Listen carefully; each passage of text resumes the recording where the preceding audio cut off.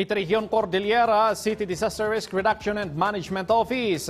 Nangisayangkat iti inspeksyon kadagiti public facilities, kalpasan ti napasaran agin gingined iti Baguio City. Ken lawa at binhi project ti DSWD na ipaima iti Samana Bakari Farmers Association ijay Paraceles. Daduma payadamag iti report ni Anjel Kim Pengosro.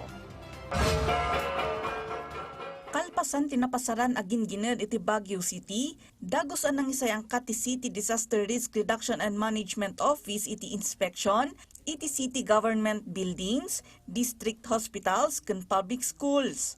Awan met tinadangran iti insidente.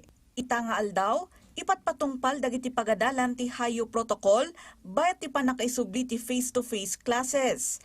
Mangipatpatungpal pa iti DepEd engineering team iti site inspections, kadagiti pagadalan kalpasan ang nagkiddaw iti structural and safety inspections kadagiti pasilidad da. Inwaras ti Public Order and Safety Division ti Rinibo Aquilo ang nakumpiskarda at tagilako dagiti illegal peddlers kas tulong da iti komunidad. Nasurok 9,000 akilo tinaduma-duma a prutas, nateng kanda dumapay ataraon tinaipaay kadagiti charitable institutions, manipod Enero aging iti Hunyo ita atawan. Iti ordinansa ti syudad, makumpiskar ti lako dagiti vendors ng aglaklako iti ruwar ti merkado, ali, pasidjuy, kanda dumapay.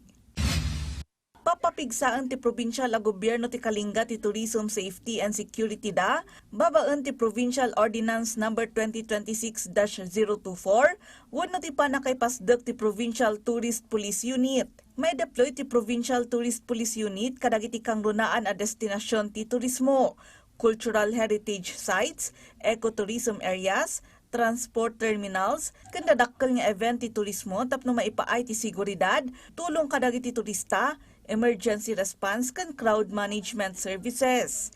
Ti inisyatiba ket mangipakpakita iti panagkomiti gobernador para iti nataltalged ken nataltal na a destinasyon dagiti turista.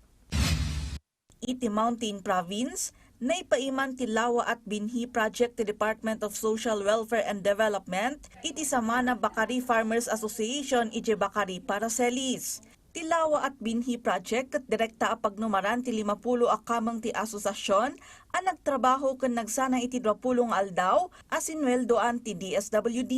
Panggap ti proyekto a papigsaan ti community-based food production ken mangipaay iti sustainable livelihood opportunities kadagiti benepisyaryo. Anjel Kim Pengosro para iti Pagilian.